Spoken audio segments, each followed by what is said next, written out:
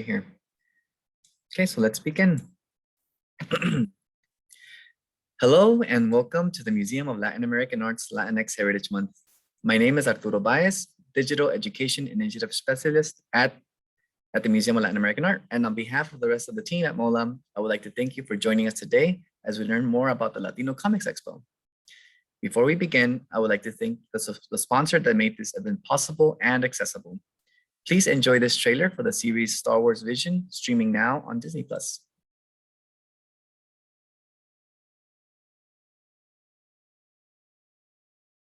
Long ago, a great warrior entrusted our ancestors with this.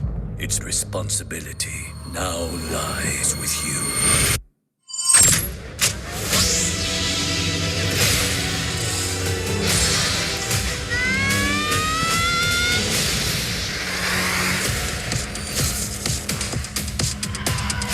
You've been guided by the Force since you were born.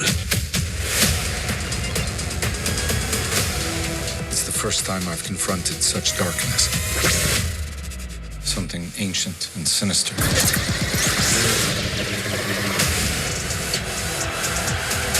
Let's make this our best show ever!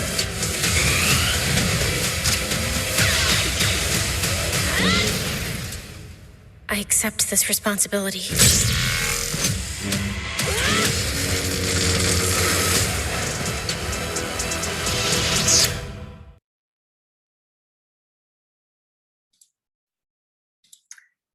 MOLA receives additional support from the Robert Gamenbinder Foundation, the City of Long Beach, the Arts Council of Long Beach.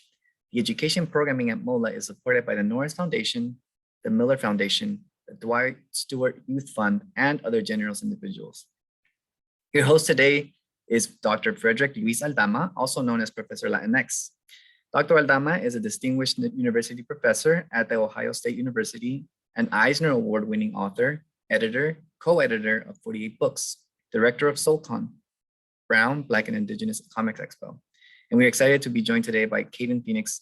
Kayden Phoenix is the writer and creator of the Latina Superhero universe, A la BRAVA. Today's session is pre-recorded. However, you are welcome to drop your questions in the chat or the Q&A function at the bottom of your Zoom window, and your questions will be forwarded to the participants via email. Hope you guys enjoyed today's session, and stay tuned for our other upcoming programs. Today at 5 p.m. we'll be having a program with Gilbert Hernandez. It is my great, huge pleasure and honor to be here with Kayden Phoenix and for the Latino Comics Expo 2021 Spotlight. Kayden Phoenix and the creating of Latina Superhero universe. I'm so excited to be here, Kayden. Thank you. Thank you so much for having me as well. I love Latino Comics Expo and everything that you're about as well, as you know. But it's mutual. It's mutual. So, I'm Kayden Phoenix from Boyle Heights, an award-winning film director, founder of the nonprofit Chicana Directors Initiative, and creator-writer of A la BRAVA, Universe of Latina Superheroes. You can learn so much more about Kayden at the latinasuperheroes.com website. And wow, we're going to jump in and have a kind of little brief moment in the journey of Kayden Phoenix. So welcome everybody. Welcome, Kayden. Thank you.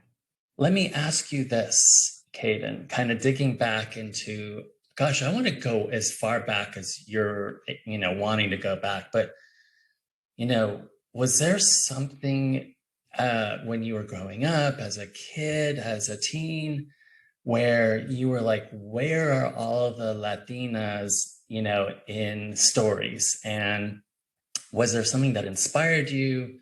Let's start as far back as you can go in your journey here. Okay.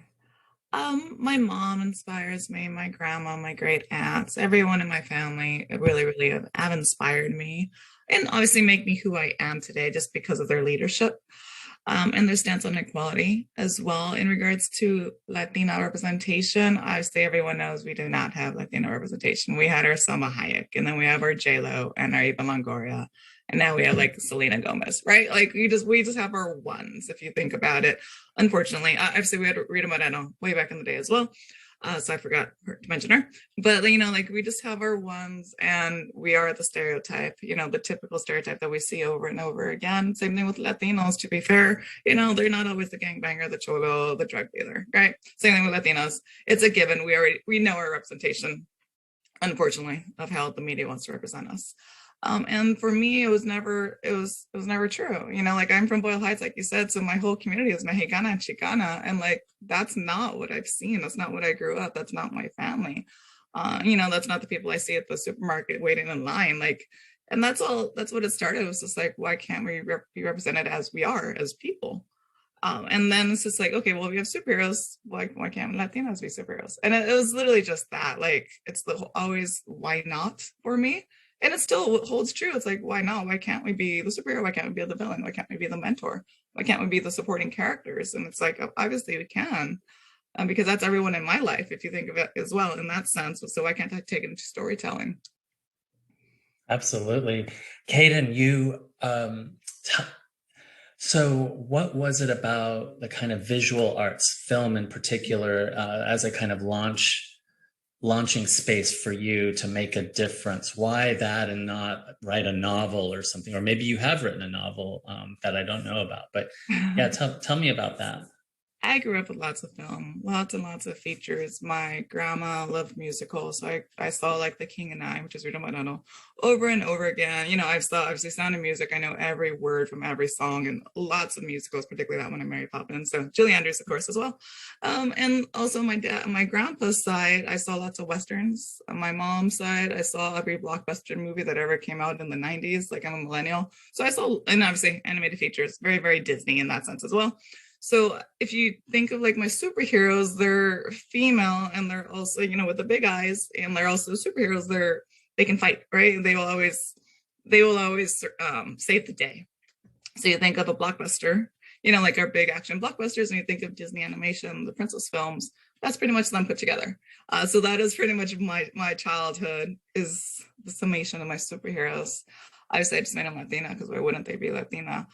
But I grew up with features. I did not grow up. I mean, I did read books growing up, but because I had to for school. But I don't want to write like 100 or 300 page book. I thought about that when I was like, okay, I need to be creative. That was after college, when I was doing marketing, and that doesn't do anything for me. I didn't want to go into that world and be like, let me be a novelist. And I'd say, okay, let me be a screenwriter, because then I get to see it, and it's a different type of storytelling, because it's audio and visual put together.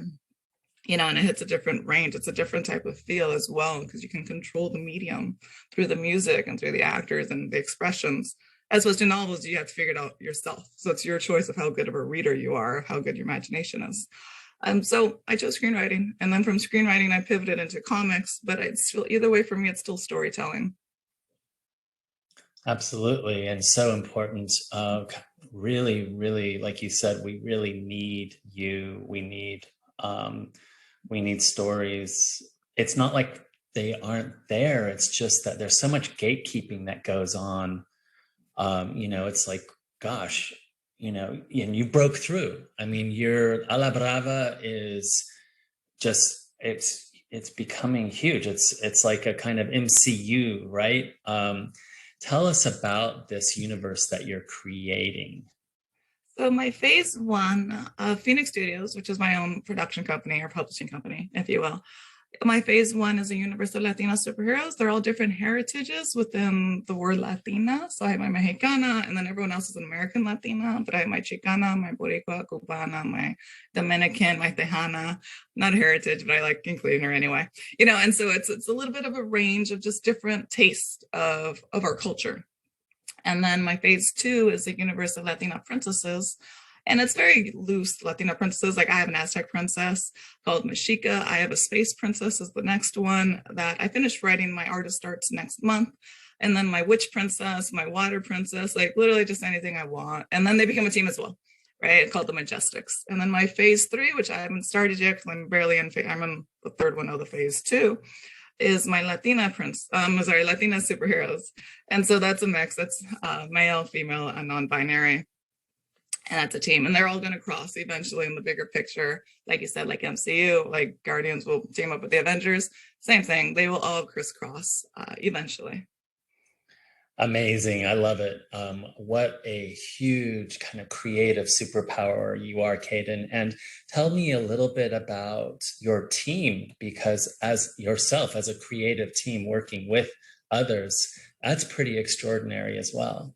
Thank you. My team is all Latina artists. I'm very, very fortunate.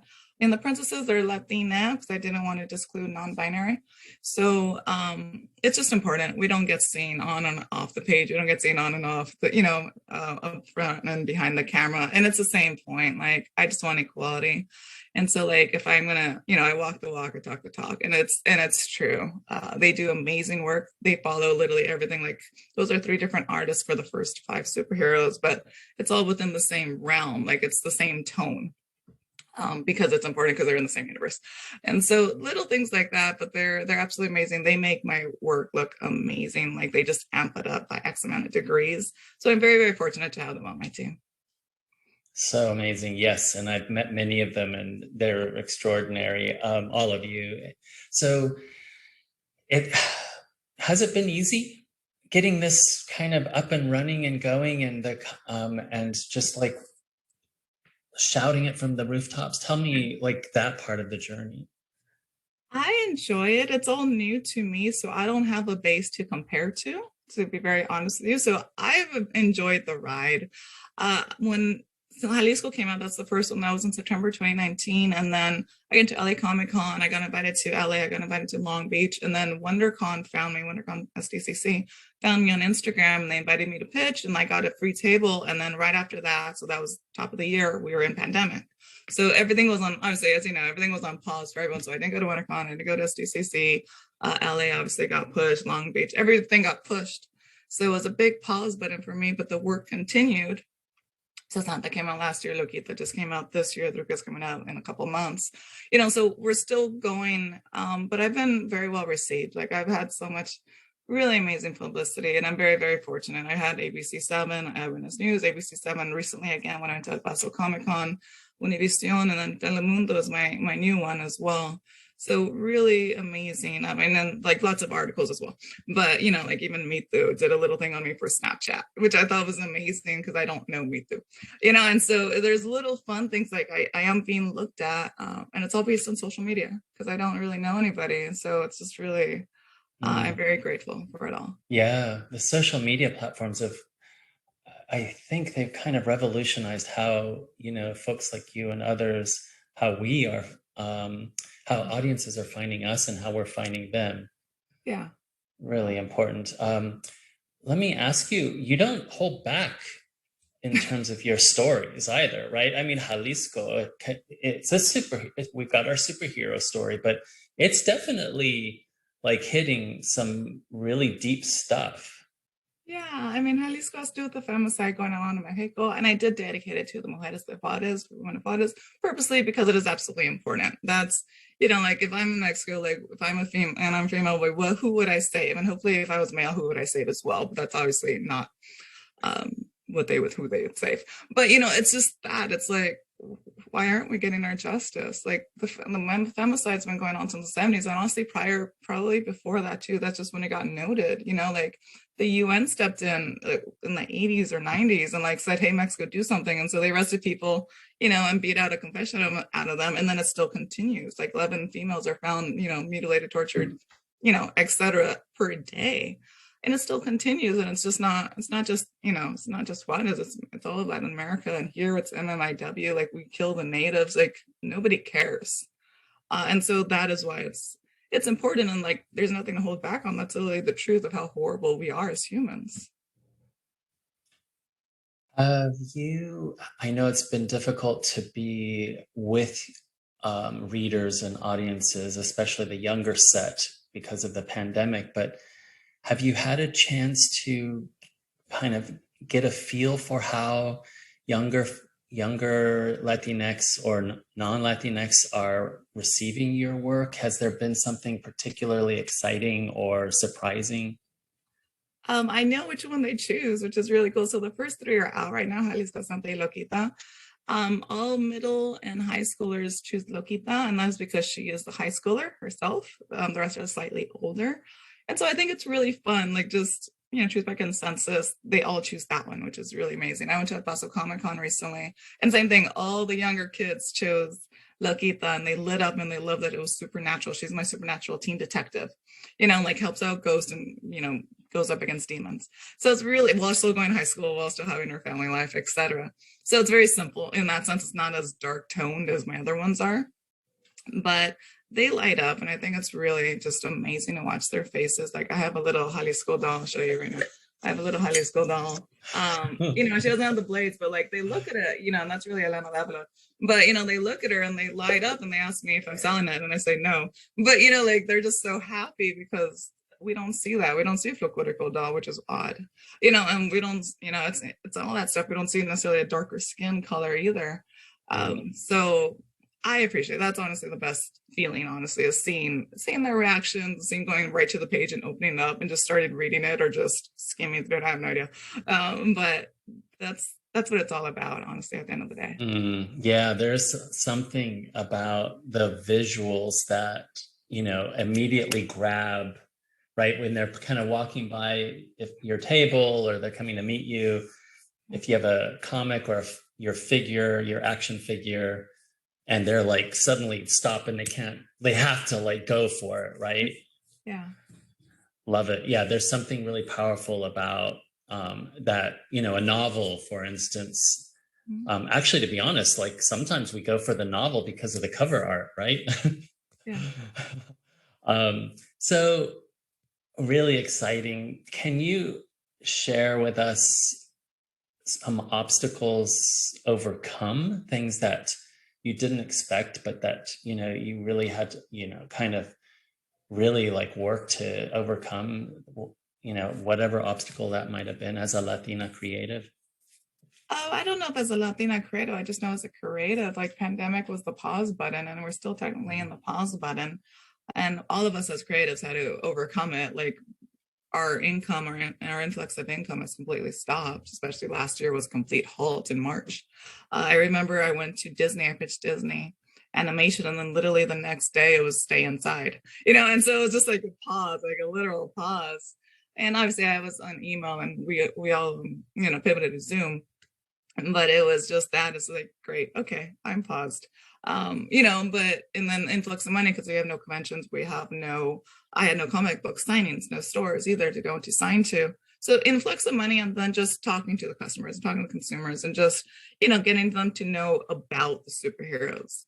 So that was, that's everybody. It has nothing to do with me being Latina. That was just a pause in general. Now, me as a Latina creator, now I've had actually no hindrance. I'm very fortunate in that, like, I'm niche. I'm completely niche, and I'm the first universe of Latina Superheroes. So they necessarily say, no, you can't come. That's more of a racist thing or a prejudice thing or sexist, as opposed to just whatever. My books sell. That's the thing. Like my books sell. They make decent money when they do sell as well. But it's just necessarily the opportunity that everyone has been on pause, not just me. Yeah, no, it's been a really, really tough year and a half, I know, for everybody. So let me ask, was there, I know that, it's been tough for everybody, but was there, you just mentioned this El Paso, Comic-Con, that was really extraordinary. Have there been other earth-shattering experiences for you? I think just honestly, the first one that I got in regards to the news was Eyewitness News, and that was honestly a really random. Somebody referred me to them, and I don't even know the guy that referred me to the reporter, but they told me that when they showed up, and I was like, wow, like that is amazing. Just because I wasn't expecting it, and I still don't know who the gentleman is. They told me his name, and I still don't know who it is. But like it's stuff like that. Like people, obviously, they're on my side. They understand the reason behind it and the bigger picture, and like that's what it's about. Yeah, the small kind of quiet word of mouth, referrals that suddenly become this great explosion or earth-shattering moment. Yeah, I love that. How is if you don't mind me asking, how's your kind of proximate and just family in general taking to this as something that you've chosen to do as a career, as a profession? Well, they're fine. They have no choice in the matter, honestly. But they're fine. It's the same with screenwriting. They don't understand it, which is fine because we're very in some sense traditional Latina family. But like I can say, hey, I got this, and I just keep showing. I'm like, hey, I got invited to a bus conference. I got invited to Long Beach, San Diego, etc. And then here's an article, here's an article, here's an article. And then my mom, like, she comes home smiling because she's like, somebody knew about your book, right? Which is, I think, is the oddest thing because she has a little pin, or a Jalisco pin, that she wears. And so, like, people talk to her because they know that's recognition already, which is just like, I find that amazing. I'm sure she finds it absolutely amazing as well. So it's just little things like that. And I was just like, you see, it's just like, I'm doing right. It's slowly getting out there because it is fairly new. Kayden, do you also, I know just having the comics out there that are, are just brilliant and so imaginative and so necessary for us. Are there other ways that you see yourself kind of role modeling for new gen creatives?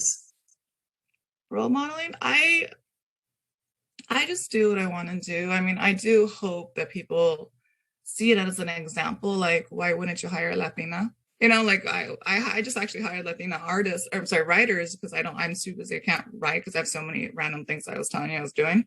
But like, why not turn back around and hire, somebody amazing? Like, they have their own eye, they have their own point of view in life that is very different than what we're used to seeing in the media. So why not hire it? It'll only elevate it, right? Because we have everything that we've seen, which everyone has seen, the white male gaze, plus you add a Latina perspective or whatever perspective on top of it. So you get so much more content that is different, but even better because it's accentuated. It's using what we know plus their own perspective. And so why not turn around is always kind of my thing. Like, I turn around left and right. Like, if I can hire Latina, of course I would. If I can hire marginalized, of course I would. Why wouldn't I? Mm-hmm. Yeah, absolutely. Gosh, I wish we had that. I mean, we do, like America Ferrera and others in kind of televisual spaces, films, Netflix spaces are really trying to do what you're doing. But of course, the more money's involved in creating story, the more like folks, get really kind of scared and often don't do the right thing or don't even do the right thing for themselves, right? Because we're the ones watching TV and we're the ones watching the movies, right? Let me ask you, so you mentioned a little bit about phase 2 and phase 3. Would you mind for our audience members expanding a little bit about that and kind of taking us where you were going in the future with your work? Sure, they're all going to be comic books or graphic novels, really. And then from there, with all of them, including the Superheroes phase 1, I plan on making it into a TV show or a feature, whichever happens first, whether it's live action or animated. Like, why not be a Latina Marvel Studios? Why not, be Batman and be an animated show and then be a movie and then be this, and then have figures and Halloween costumes. And so that's the ultimate goal. I mean, just because it's expansion, right? And then, like, which is the purpose, regardless of all businesses, expansion, and then just recognition. And from there, I can continue launching and have a volume 2, like Latina Superheroes. So phase 1 will have a volume 2 also, which is being not worked on, but the writers started the first 2 V2s. It won't start till next year though, just because I have 4 sets of artists right now. I have 20 artists under my banner. So I gotta ramp up my sales so I can afford to make more artists, create more artists. But that is phase 1. We're wrapping up. We have Ruca Bandita na la Brava, which is the team 1, all being worked on right now. And then phase 2 is Latina Princesses, like I was saying. Mashika started already. She's my Aztec princess. And then, so that one, the artists are on it. My artist for Novi, which is my space princess, starts next month. And then I'm writing the witch princess out. That's Alora. And the rest of the other 2, I do not know their names yet because I kind of just figure out while I'm going, just opposite of Superheroes. This one's just more like I can figure it out because it's much more fun. And so I have my water princess, which is probably going to be a mermaid, but a water princess. And then I forgot my last one. One more. I'm not sure yet. It's either going to be 4 or 5. And then they become a team called the Majestics. So that's next year, all next year. I also have I'm doing a school one right now as well. My artist is reviewing the materials, but she'll start actually this month. And then my phase 3 is Latina Superheroes. So that's all inclusive. That's male, female, and non-binary. And I have their name, but I'm not going to disclose it yet, just in case I change it. And I don't know any other superpowers or anything, because I'm definitely not there yet. I'm still in phase 2, but I've been thinking, this is my back burner in my mind right now. They're going to be more anti-heroes in that sense, because we've had a major superhero splurge, and now it's just like, okay, Suicide Squad, Deadpool, those are anti-heroes, right? Like, it's the next phase. And so we'll see when I get there, because I don't know what the next phase is, but as of right now in my mind, they're all going to be anti-heroes. And that's it. And then they cross universes. So like I was saying prior, the superheroes may actually meet the princesses and may not. I have no idea. But I'm definitely, that's as far future thinking. I'm absolutely not there. That's like in 2 or 3 years. I love it. Of course, there's a little bit of you in all of your superheroes. Can I ask you, is there one that speaks to you more, and is there a superpower that you would love to have more than another? Or I don't think I'm any of those superheroes. I'm absolutely not. I get asked that a lot. I'm not any of them. I do know Jalisco is my most familiar, as in my mom does folklorico, my grandma's de Jalisco, and my other grandma is de Juarez. And so it is parts of my family that is in it, and that is why I started with her. It's not that my dad is from El Paso, he used to live there. And then also my grandma, the one from Juarez, also has family still in El Paso, so that is why she's my bird town girl, my Tejana. Loquita, I grew up with lots of scary stories because my family loves ghost stories and they've all seen ghosts, and so that's more of a nod towards them. Druga is same for me today, so I'm the Chicana, and I get stereotyped as the Chola. I have no tattoos. I purposely don't wear hoop earrings. Like, I obviously am not her, but I get that stereotype. So I was like, great, I'll make a stereotype. And Bandita, same thing I was saying. I grew up with a little bit of Westerns from my grandpa, so I do enjoy parts of being the cowboy. Obviously, who they go attack and who they try to, who the villains are, I don't agree with on most of the Western movies, but they are things that I was raised with, and that is why I have them. In regards to superpowers, I wouldn't have any other superpowers. 2 of them are just skills, if you think about it, but I wouldn't necessarily not have any other things, any other powers per se. Well, you certainly do have a superpower, the superpower of creating. So gosh, thank you, Kayden. Thank you so much for everything that you do and for spending the time with us here. Where can people find you? I know I've given the website, but is there social media handles, et cetera, that you'd like to share? Yeah, so it's the same. My Instagram is Latina Superheroes and my website is latinasuperheroes.com. Beautiful. Thank you, Kayden. Thank you so much. I appreciate it. Thank you for having me. Thank you to everyone that joined us today. That session was pre-recorded. As I announced earlier, if you have any questions, please drop them in the chat or the Q&A function, and we will forward them to the participants. We have your email because you registered to this event. And if you have any questions, we'll forward you their answer. And join us later today for our 5 p.m. program, The Art of Gilbert Hernandez, Beto's World. He is a legendary cartoon artist who's worked on Love and Rockets. And he'll be interviewed today by Ricardo Padilla, who is one of the creators of the Latino Comics Expo.